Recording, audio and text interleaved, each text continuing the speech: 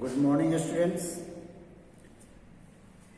पिछले क्लासेस में हमने इतिहास के विभिन्न स्रोतों के बारे में पढ़ा, पुरातात्विक स्रोत, साहित्यिक स्रोत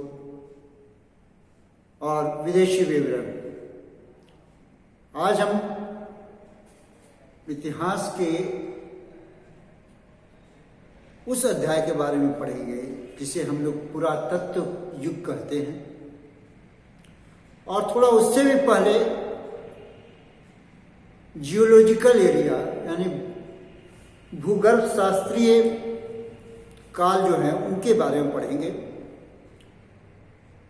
कि किस तरह से पृथ्वी जो 400 करोड़ वर्ष पुरानी है वह धीरे धीरे ठंडी हुई, जीव का उस पे जीवन प्रारंभ हुआ, विकास हुआ, इनके बारे में हम पढ़ेंगे। तो आइए शुरू करते हैं। पृथ्वी एक आग का गोला थी 400 करोड़ वर्ष पहले, धीरे धीरे ठंडा हुआ और प्री कैम्ब्रियन एरा में जीवन शुरू हुआ। जियोलॉजिकल एरिया है, एक कोशीय जीव से शुरू हुआ। आप जानते हैं अमीबा जो एक कोशीय है, 10th में आपने पढ़ा होगा बायोलॉजी क्लास में। फिर पैलियोजोइक एरा में जीवन में थोड़ा विकास हुआ और मछली जो कि समुद्री मछली है, मरीन फिश, इनका विकास हुआ, इनका जन्म हुआ।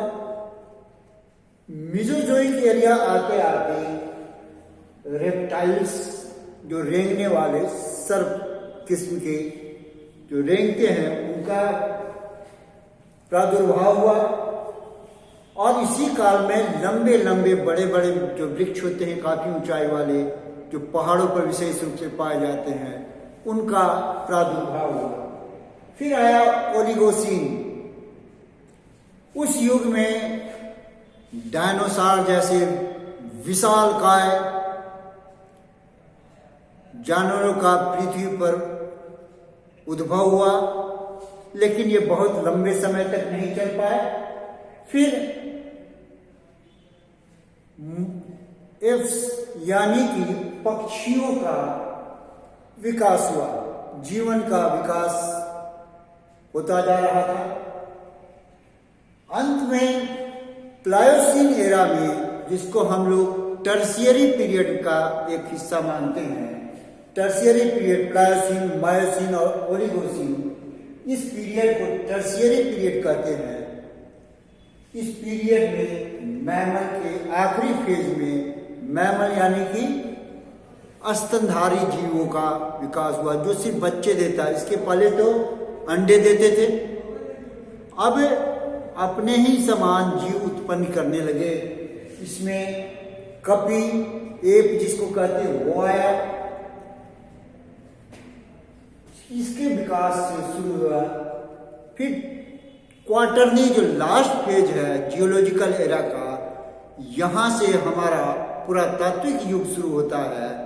क्वार्टरनी फेज में, प्लीस्टोसीन पीरियड में, इस पीरियड को हम लोग जियोलॉजिकल एरिया के छोड़ करके अब हम आ जाते हैं इतिहास के क्षेत्र में। ये पुरातात्विक युग प्लीस्टोसीन को 3 भागों में बांटा गया है: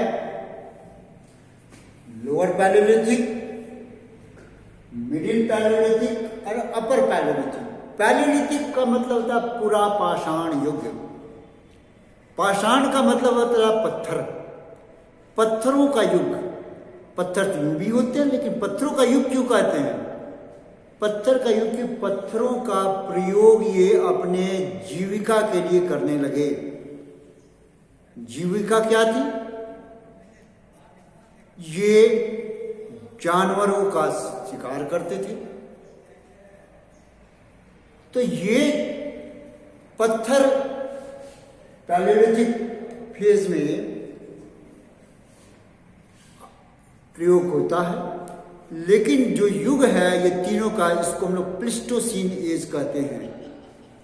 प्लिस्टोसीन एज में हम देखते हैं जो क्वाटरनरी का हिस्सा, क्वाटरनरी में दो होते हैं, प्लिस्टोसीन और दूसरा जो रिसेंट है उसको होलोसीन या रिसेंट पीरियड कहते हैं। 30 लाख साल पहले यह शुरू होता है प्लिस्टोसीन, और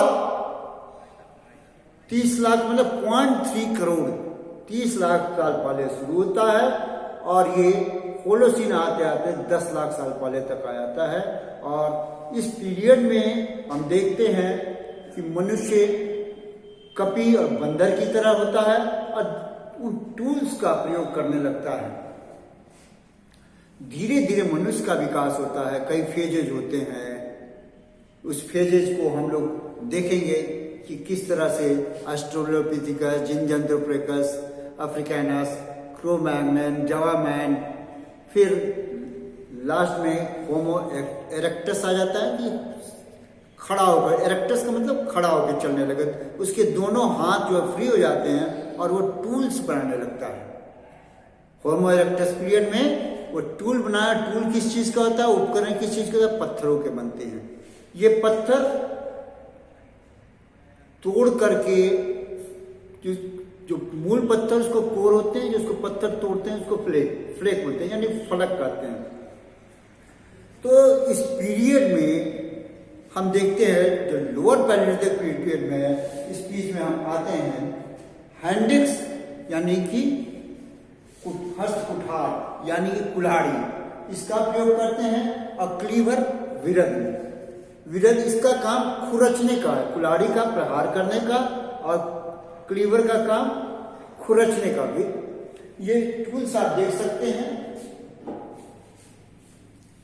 ये देखते हैं इस तरह की चीजें टूल्स उस जमाने की हैं। ये खुरचने का काम करते थे, दोनों तरह से इस तरह के टूल्स होते थे। ये बड़े साइज के होते थे। जैसे आपको कहा जाए कि कील ठोको दीवार में, तो आप क्या करेंगे, भाटा लाएंगे। लेकिन अगर हम आधुनिक युग में हम क्या करेंगे, हथौड़ा लाएंगे, एकदम पिन पॉइंट हथौड़ा जो डंडा लगाकर हम ठोक देंगे। तो विकास का क्रम हम देखेंगे कैसे, कि ये किस क्षेत्र में पाए गए थे। ये अभी भारत में इनके ऐसे मनुष्य के अवशेष नहीं मिले हैं, लेकिन उनके हथियारों के अवशेष अवश्य मिले हैं। ये सोहन घाटी जो कि सोहन नदी जो पंजाब के क्षेत्र में बहती है, और कश्मीर के कुछ क्षेत्रों में इसके टूल्स के अवशेष पाए गए हैं। फिर मिर्जापुर जो उत्तर प्रदेश में है, पूर्वी उत्तर प्रदेश का इलाहाबाद के पास है, मिर्जापुर के पास भी बेलर नदी के घाटी में भी इसके अवशेष पाए गए हैं। फिर नर्मदा जो अमरकंटक से निकलती है और पश्चिम की ओर बढ़ करके अरब सागर की ओर बढ़ती है, मिलती है नर्मदा घाटी में। कुछ क्षेत्र में हम देखते हैं कि डीडवाना जो कि पश्चिमी राजस्थान है, वहां भी इसके अवशेष पाए गए हैं। भीमबेटका मध्य प्रदेश में पाए गए हैं। तो ये इंडस्ट्री यानी कि टूल उपकरण इस क्षेत्र में पाए गए हैं। और ये क्षेत्र एक्चुअल में क्वाटरनरी पीरियड का अधिकांश जो हिस्सा है वह ग्लेशिएशन पीरियड क्या आता है, यानी कि बर्फीली पीरियड। लेकिन जब इंटरग्लेशियल पीरियड आया, नमी में कमी आई, बर्फ का कम हो गया, तो इसी में ये जीवन शुरू हुआ।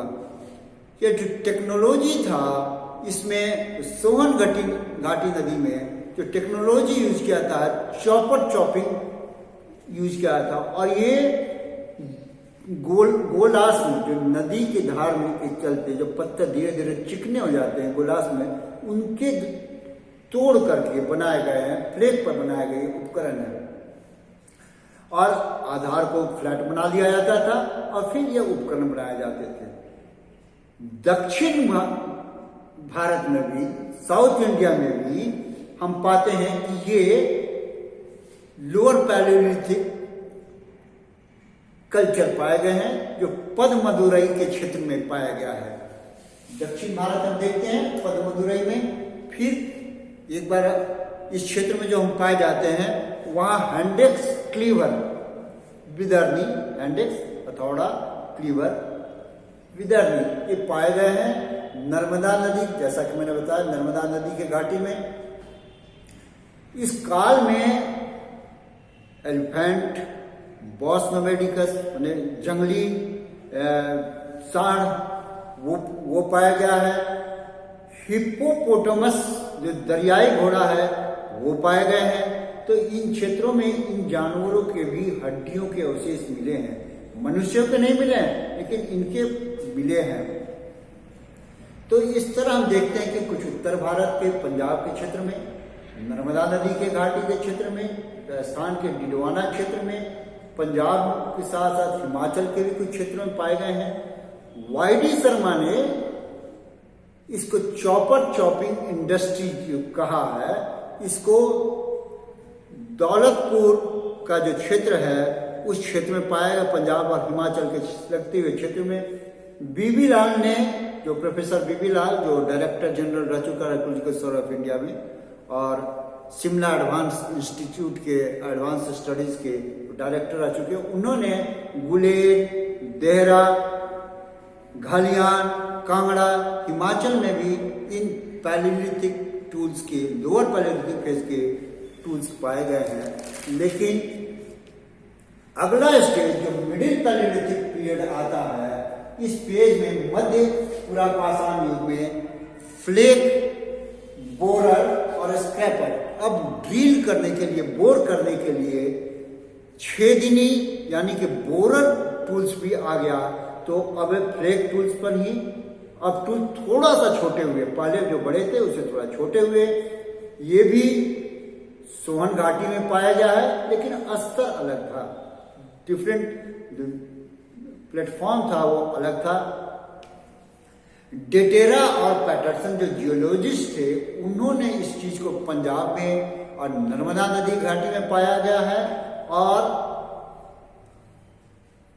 इस मध्य पुरापाषाण के काल के उपकरण महाराष्ट्र के प्रवरा नदी में पाया गया है और गोदावरी जो नदी के पास में अहमदनगर है, गोदावरी अहमदनगर डिस्ट्रिक्ट में गोदावरी का क्षेत्र है, उस क्षेत्र में भी इसके पाए गए हैं। यहाँ पर पॉइंट्स पाया गया है, पॉइंट्स, स्क्रैपर, बोरर, इस तरह के टूल्स पाए गए हैं। पॉइंट्स जो नुकीले होते थे वो पाए गए हैं। फिर हम आते हैं इलाहाबाद के क्षेत्र में, वहां भी इस तरह के टूल्स पाए गए। यहाँ की थोड़ा डेवलपमेंट हो गया, लेकिन यहाँ पर है कि क्लीवर की संख्या कम हो गई, मात्र 10% रह गई, और जबकि स्क्रैपर जो है, खुरचने वाले हैं, वो ज्यादा पाए गए हैं इस फेज के पीरियड में। लूनी नदी जो वेस्टर्न राजस्थान में है, पश्चिमी राजस्थान में है, वहां डिडवाना क्षेत्र में भी इसके पाए गए हैं, जैसा कि पहले पाया गया था लोअर पैलियोलिथिक में। लेकिन यहाँ पर वैरायटी चेंज हो गई, वैरायटियों की संख्या उसी में काफी हमको देखने को मिलता है। और इसमें टेक्निक जो अपनाया गया है, हैमर टेक्निक के साथ साथ लेवाल्वर टेक्निक इन्वॉल्व किया गया है। लेवाल्वर टेक्निक के अंतर्गत बने स्क्रू थोड़ा सा और तीखे और पैमाने पर बन गए हैं। इस प्रकार हम देखते हैं कि पंजाब, हिमाचल प्रदेश, मध्य प्रदेश, उत्तर प्रदेश के क्षेत्र के साथ साथ महाराष्ट्र और कर्नाटका, तमिलनाडु, इस उड़ीसा के भी कुछ क्षेत्रों में हमने इसे देखा है कि ये उपकरण पाए गए हैं। और अब तक जो पीरियड जो आ गया है 32,000 से 17,000 BC तक का ये पीरियड पाया गया है। अब तीसरा फेज जो है पैलियोलिथिक पीरियड का, पुरापाषाण काल का है, वो अपर पैलियोलिथिक पीरियड। इसमें जो डेवलपमेंट होता है, इसमें आग का आविष्कार होता है। आग का आविष्कार यूं होता है कि चकमक पत्थर, जिसको फ्लिंट कहते हैं, एक दिन देखा गया कि वो आपस में टकराए तो चिंगारी निकली, और चिंगारी जब निकली तो उस चिंगारी से सूखे पत्तों में, सूखे घासों में आग पकड़ लिया। अब ये एक नया आविष्कार था। इस आविष्कार के द्वारा वो भोजन को पकाने लगे, अपने रातों में रोशनी करने लगे और जानवरों से अपनी सुरक्षा करने लगे।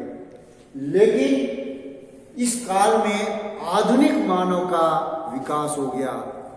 होमो इरेक्टस के बाद में होमो सेपियंस सेपियन, जो हम लोग हैं, होमो सेपियंस मनुष्य की वह प्रजाति जो विकसित मानव, जिसकी क्रेनियल कैपेसिटी यानी कि मस्तिष्क क्षमता बहुत बढ़ गई, इसका विकास हो गया। यानी मनुष्य का वह फेज आ गया जो कि आधुनिक मनुष्य कहलाने लगा। इस काल में ये कंदराओं में, जो प्रकृति के द्वारा बने गए हैं कंदराएं, चट्टानों में, पहाड़ों में, उसमें रहने लगे। कुछ इन्होंने थोड़ा बहुत बनाया भी, और रॉक शेल्टर्स यानी कि जो चट्टान,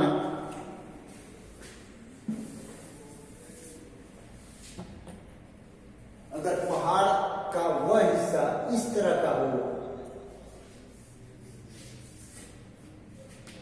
तो ये जो क्षेत्र है ये शेड का काम करेगा। इस रॉक शेल्टर्स के नीचे रहने लगे और समूह में रहने लगे। इस प्रकार यह फेज हम देखते हैं कि 10,000 वर्ष पहले तक आ जाता है, यानी कि 40,000 से 10,000 वर्ष पहले आज से वह काल बीसी। आज 2000 और सौ जोड़ दीजिए, मैंने ईसा के पूर्व 40,000 से लेकर 10,000 तक का काल अपर पैलियोलिथिक पीरियड कहलाता है। उच्च पुरापाषाण युग कहलाता है। इसमें कंदराओं में रहना शुरू कर दिया,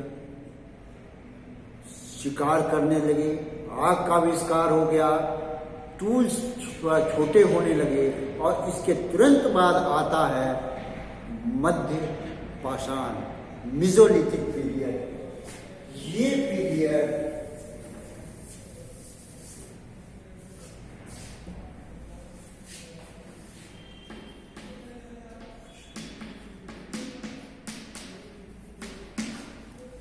बहुत ही महत्वपूर्ण पीरियड है, क्योंकि इसमें काफी चेंजेज आए। इसमें मनुष्य गुफाओं में, कंदराओं में और रॉक शेल्टर्स में रहने लगा।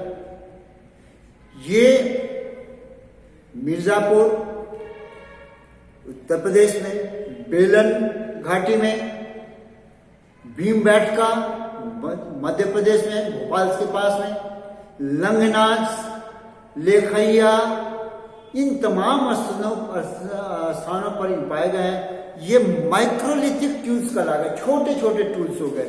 इसको आप देख सकते हैं, ये टूल्स, छोटे छोटे टूल्स, ये टूल्स लेना, इनको सब जोड़ करके वो यूज करते थे। फिर कंदराओं में जब रहने लगे तो ये रॉक में पेंटिंग करने लगे। और पेंटिंग क्या करते थे? जानवरों को पेंटिंग करते थे, पत्थरों को उकेर उकेर करके पेंट बनाते थे, रफ पेंट होते थे, और उसमें प्राकृतिक के रंगों को या पत्थरों को चूर करके उनको रंगा भी जाता था। ये शिकार करने के दृश्यों को ज्यादा अंकन करते थे। नृत्य संगीत, जो नाचते गाते होंगे अपने ढंग से, उसका अंकन करते थे। उसकी झलक आप लोग देख सकते हैं कि इस तरह का अंकन आप देख सकते हैं। यहाँ पर ये रॉक पेंटिंग्स कराता है। यहाँ भी ये दिखाया जाता है, छोटे छोटे टूल्स के साथ ये दिखाए गए हैं। और ये कुछ न कुछ पेंटिंग्स दिखाए गए हैं, जानवरों को दिखाए जाते हैं, तीर धनुष के चीज दिखाते हैं, और समूह में पाए जाते हैं। ये इस तरह की पेंटिंग्स हमें पाई गई है रॉक शेल्टर से। भीमबेटका, लेखैया, लंगनाज, मिर्जापुर, इन तमाम स्थलों से मध्य पाषाण युग के के अवशेष पाए गए हैं। और मध्य पाषाण युग एक ट्रांजिशन फेज था, जिसमें शिकार करना के साथ साथ ये खाद्य संग्रह करने लगे। इसलिए इसको क्या बोलते हैं, food collecting and hunting phase, यानी कि खाद्यों का संग्रह करते थे, शिकार करते थे, कंदराव में रहते थे, पेंटिंग करते थे और आग का प्रयोग करके भोजन बनाते थे। फिर आया नवपाषाण युग, नियोलिथिक फेज। इस फेज में खेती प्रारंभ हो गई, जीवन प्रारंभ हो गया, ग्रामीण जीवन प्रारंभ हो गया। और मेहरगढ़ जो पाकिस्तान में है, मेहरगढ़ पाकिस्तान अफगानिस्तान के पास में, वहां पर सबसे पहले कृषि के अवशेष पाए गए। धीरे धीरे भारत के विभिन्न क्षेत्रों में कृषि के अवशेष मिले हैं, एग्रीकल्चर के मिले हैं, जैसे बुर्ज़होम कश्मीर में, गुफ्र कराल बिहार में, चिरांड, फिर बंगाल में पांडुर राजावढ़ी, दक्षिण भारत में टी नरसीपुर, पय्यमपल्ली, ऐसे बहुत से क्षेत्र हैं जहां पर हमें कृषि के प्रमाण मिलने लगे हैं। खेती शुरू किया गया है, लेकिन अभी तक धातु का आविष्कार नहीं हुआ है। ये गांव में रहने के इनके प्रमाण मिलने लगे हैं, झोपड़ियां मिलने लगी हैं। ग्रामीण जीवन का प्रारंभ एक सेटल लाइफ को दिखलाता है कि अब घुमक्कड़ जीवन न होकर के एक सेटल लाइफ हुआ, क्योंकि कृषि तभी संभव है जब आप एक जगह स्थिर हैं। अब कृषि और पशुपालन दोनों उनका अर्थव्यवस्था का आधार हो गया। अब इतना तक के बाद हम आगे पढ़ेंगे कि किस तरह ताम्र युग में हम आते हैं, यानी कि धातु युग आता है, और फिर हम लोग शुरू करेंगे सिंधु घाटी सभ्यता का युग, जो कि हमारा मेन है। ये आपको बैकग्राउंड के लिए हमने बताया। धन्यवाद।